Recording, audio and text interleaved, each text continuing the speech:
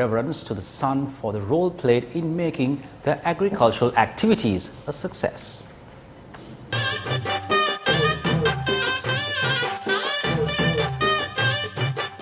As per the Hindu calendar, the first month of the year is known as the Thai, while Pongal is translated to mean dawn.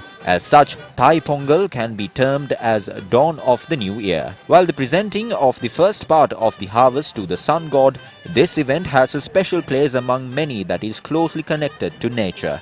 Devotees wake up in the early hours to pay homage to the sun god. Some of the basic rituals of Thai Pongal include offering freshly harvested rice, fresh honey from a sugarcane, milk rice made of cow's milk, and a pinch of turmeric are offered as a festival feast.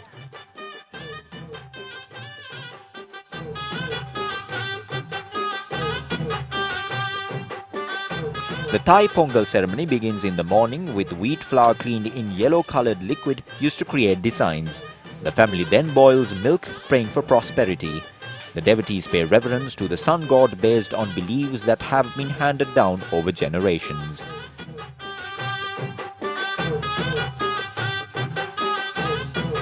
President Gotabaya Rajapaksa in his Thai Pongal message reiterated that everyone must come together to fulfill the national objectives. The president also added in his message that Sri Lankan Tamils living across the world must see Sri Lanka as their homeland in working to fulfill their objectives. The president further added that he hopes that the people's lives will prosper with noble humanitarian qualities. Vanakkam. Ungal எல்லோருக்கும் இனிய தைப்பொங்கல் நல்வாழ்த்துக்கள். எமது தேசம் சகல வளங்களும் கொண்டதாகும். எமது தேசத்தில் முன்னேற்றம் அபிவிருத்தி என்பதில் எல்லா மக்களும் ஒன்றாக முயற்சி செய்தால் அனைவரும் நன்மை அடையலாம். தை பிறந்தால் வழி பிறக்கும் அனைத்து இன மக்களுக்கும் சமத்துவம் மற்றும் சௌபாகியம் நிறைந்த ஆண்டாக அமையட்டும். In his Thai Pongal message, opposition leader Sajith Premadasa stated that it is the responsibility of all to come together to build up the country, disregarding the racial and cultural differences. The opposition leader also adds that he hopes that the Hindu people will have a prosperous and a peaceful future. Former governor of the Western Province and leader of the National Unity Alliance, Azad Sali, also issued a message for the Thai Pongal festival. In his message, he urges all communities to forget the sorrows of the past and to unite and celebrate the festival of Thai Pongal together.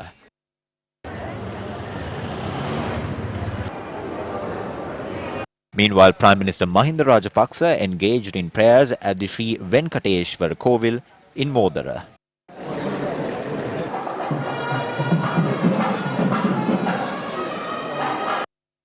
Minister Douglas Devananda was also in attendance.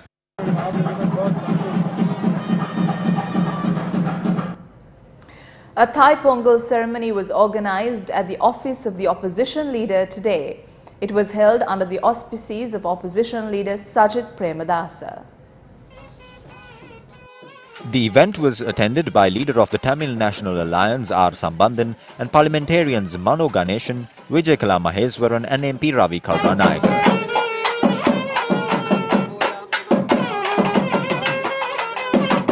Hema Premadasa also attended the ceremony.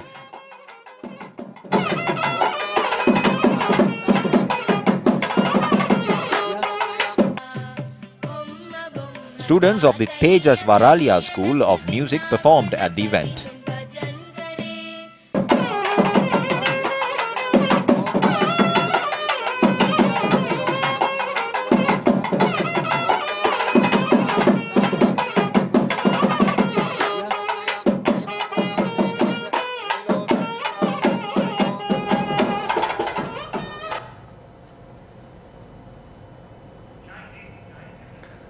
The media briefing to announce cabinet decisions was held in Colombo today. Co-cabinet spokespersons Minister Bandula Gunawardena and Ramesh Patirana attended the media briefing. Cabinet has approved a new bill for State Intelligence Unit. The Cabinet proposed for a bill named State Intelligence Act to provide legal powers to the State Intelligence Unit and to give them immunity was approved by the Cabinet yesterday. Cabinet approval was also granted for the commission that was appointed to address the issues faced by people who were affected due to undue influences. Journalists questioned the minister as to if the State Secretary of America who arrived in the island pressured the government into signing the MCC agreement. There was no pressure. The MCC agreement has been suspended by the government and the State Secretary made it clear that no agreement contrary to the wishes of the people will be signed. This is a positive situation. This agreement was a result of a proposal prepared and presented to the US by the United National Party and a few of their allies. You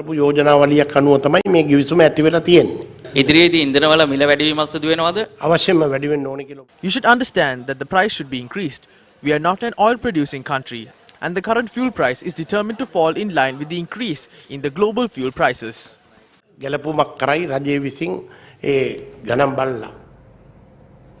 The Cabinet has approved the proposal to raise the daily wages of estate workers to 1,000 rupees a day.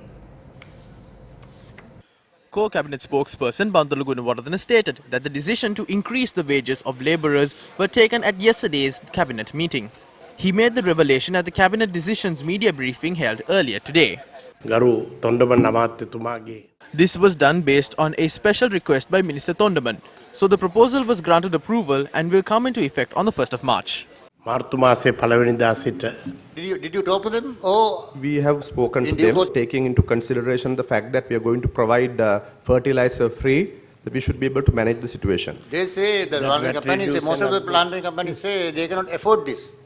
No, we should be able to, because we've given so much of relief in the form of reduction of VAT, NBT, economic service charges, and also there is a moratorium in relation to the loans they have taken.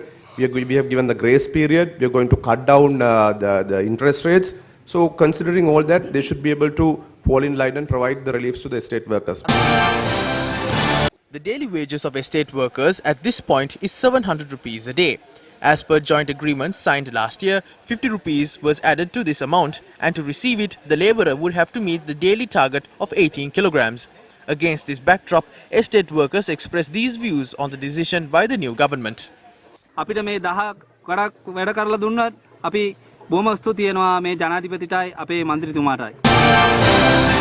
පමාර්තුමාස මුණ්ඩාන්දලිருந்து This can be difficult for estates, so we will pass the money to the T-board and pass it to the companies through them.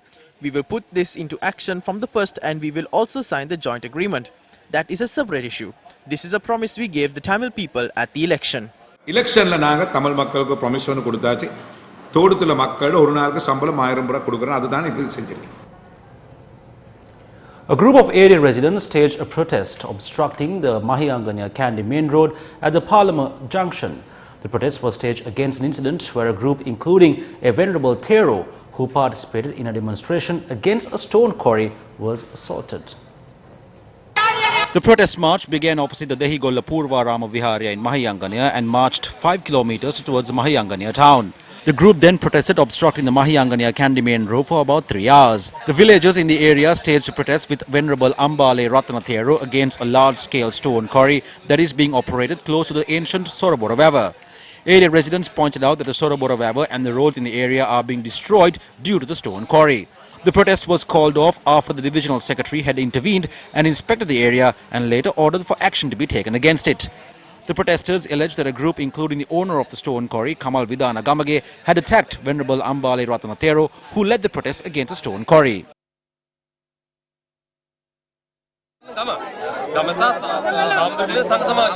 Kamal Vidana Gamage කියන පුජ්‍යලෙක් විසින් Kamal Vidanagamage had carried out an assault last night.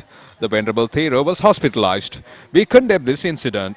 No one had laid their hand on a Venerable Thero, but this person had come drunk and attacked the Venerable Thero. බීමත්ත මේ වෙනකොට ඔවුන් මේ හාමුදුරන්ට තත තියන්න පටන් ගත්තා.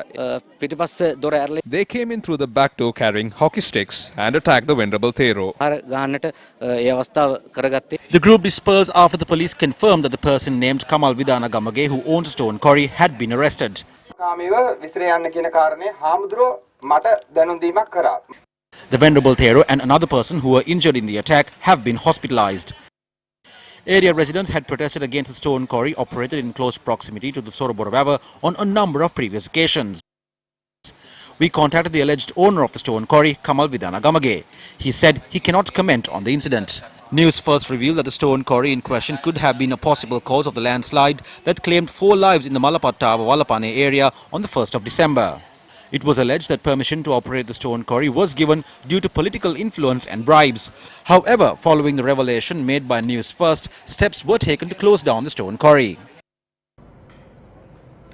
Parliamentarian Ranjan Ramanayake, who was arrested yesterday, has been remanded until the 29th of this month. The order was given by the Nugegoda magistrate Wasantha Kumara earlier today. MP Ramanayake was arrested at about 6:20 p.m. yesterday from his residence at the Madivela MP's quarters based on a warrant issued by the Nugegoda magistrate.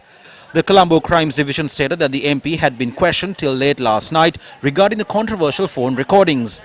The MP was produced before the Nugegoda magistrate Wasantha Kumara at the magistrate's residence at about 1 p.m. today. The magistrate also ordered the Prisons Authority to present Ranjan Ramanayake to the government analyst at 10 a.m. on the 23rd of January for the purpose of obtaining samples of the former minister's voice. Deputy Solicitor General Dilip Appiris, appearing for the Attorney General, informed court legal action will be instituted against all individuals including judges, bribery commission officials and top brass at Sri Lanka Police who had conversations over the telephone with MP Ranjan Ramanayake, irrespective of their status and position. Deputy Solicitor General Dilip Appiris added investigations are underway after obtaining statements from the heads of 4 media institutions which broadcast and televise controversial phone recordings connected to the incident. He added the investigation is still underway and strongly objected to bail being granted to Ranjan Ramanayake.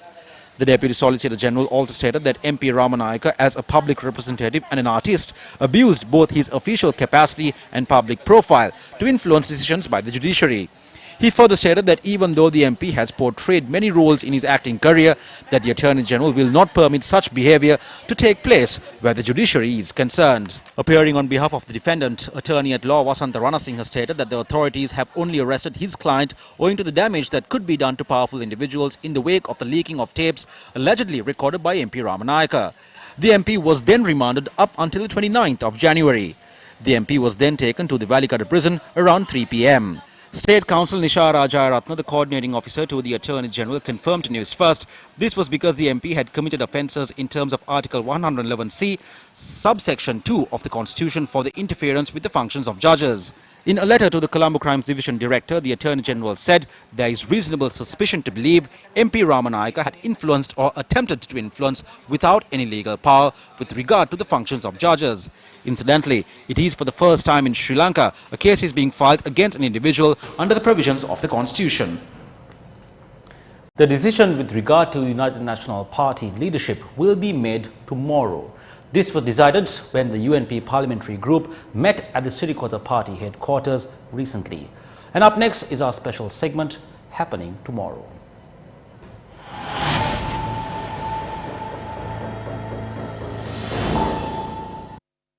After the United National Party was led by exemplary leaders like D.S. Senanayake, Dudley Senanayake, J.R. Jayawardena, R. Premadasa and D.B. Wijetunga, Ranil Wickremesinghe was appointed as the party leader in 1994.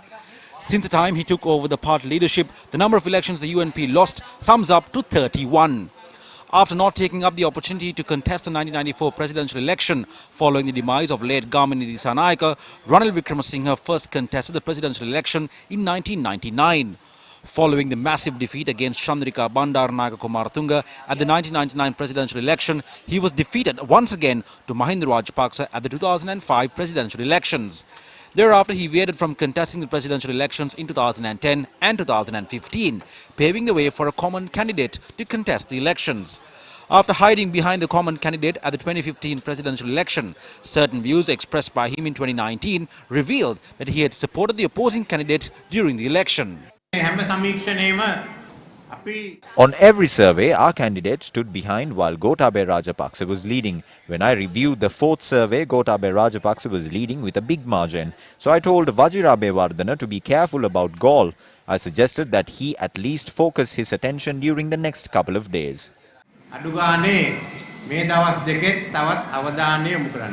With only 50 days more to go to announce the general elections, several clusters of people who are with Ranil Wickremesinghe are expressing different views. According to the UNP constitution, appointing a leader for the party was decided at the party's convention. According to the party constitution, the parliamentary group does not have the right to appoint or terminate the party leadership. I would like to tell, no matter what type of a meeting is convened, a different decision cannot be made. However, this is what the grassroots level members of the party had to say. The people betrayed us because the UNP did not listen to the views of the people for the past 26 years. Please understand this at least now. We only have a deal with the people of the Gaul district, with the members of our party. We do not have any deal with anyone else. But some people might want to strike deals. We know the stories about avant-garde. We know how the documents went missing when the citizenship of Gotabaya Rajapaksa was challenged. We know some of the deals that were struck during the presidential election, but we do not want to expose these to the outside and take these internal issues to the public domain. So please do not act in a manner to expose these internal issues of the party through us. We are asking for what the UNP supporters in the country want. When the postal votes were being cast, we were at a disadvantage when Ranil Wickremesinghe came out and said that he is the Prime Minister. We were at a disadvantage at the presidential election because of the MCC agreement.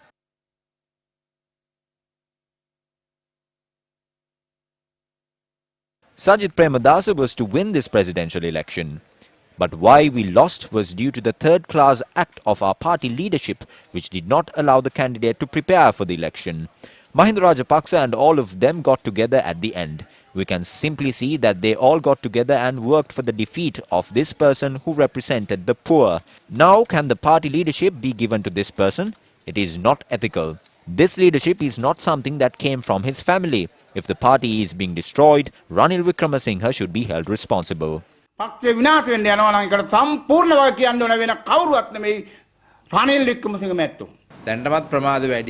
It is already too late. At least I believe we should be able to resolve this issue tomorrow. There are many people here with their personal requirements. The people will teach these people a lesson. So starting from tomorrow, we will not be deceived. We believe we can resolve this issue tomorrow. If not, we will have to seek an alternative.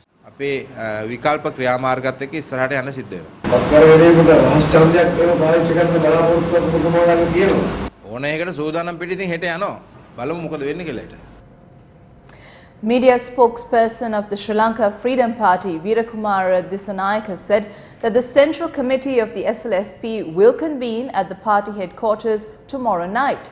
He said that matters including the steps that should be taken for the upcoming general election will be discussed at the meeting. We are holding disciplinary inquiries against certain members. We will have to take some action against SB Dissanayake, Dilan Pereira, Vijit Vijayamunisoiza and Lakshman Yapa on the 18th. Also, we have taken disciplinary action against 25 local government councillors who supported the United National Party. It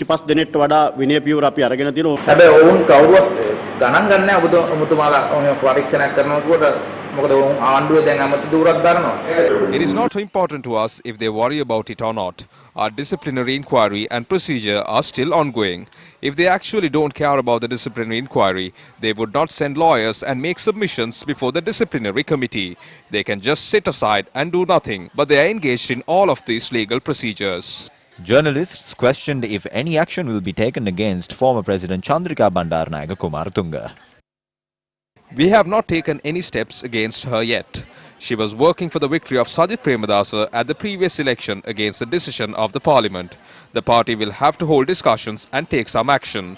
But the party has not yet taken any steps against her. We have not taken any action yet. The phrases haven't taken any action and will not take any action are different. We will have to hold discussions about it and take a decision. We will have to discuss if we are going to involve her in the future activities of the Sri Lanka Freedom Party.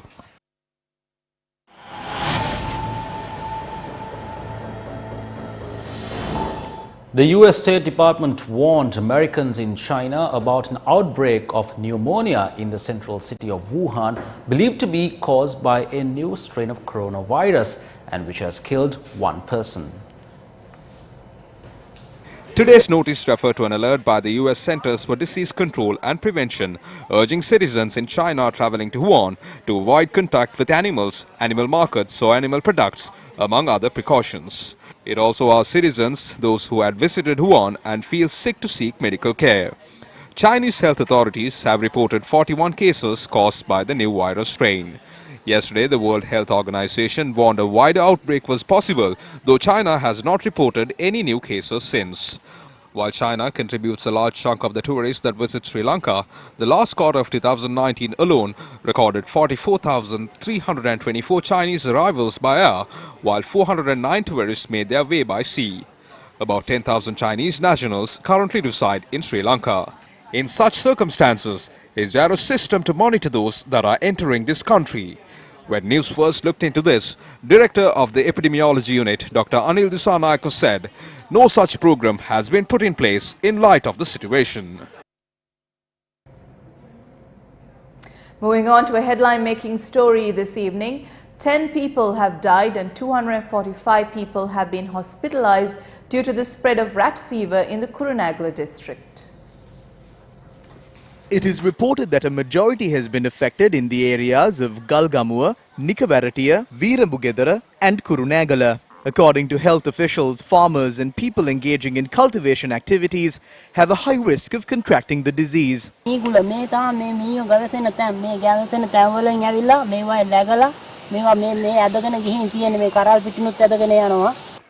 Adding further, the health officials noted that the necessary precautions and medication should be taken before stepping into water if someone has wounds and lacerations on their skin. Rat fever claimed the life of a father of two on the 20th of last month in Kirilabokka, Narammala. Relatives of the deceased note that if they had known the symptoms of the disease, they would have saved his life.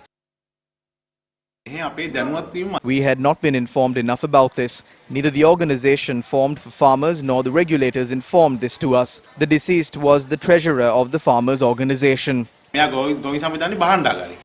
officials said that the people affected by rat fever are usually reported at the beginning of a cultivating season, but now it has spread during the end of the season as well. I would like to inform the farming community to immediately admit yourself to a hospital if you experience symptoms of fever and muscle pain, or if your urine turns yellow, if you urinate blood, or if your eyes start to bleed.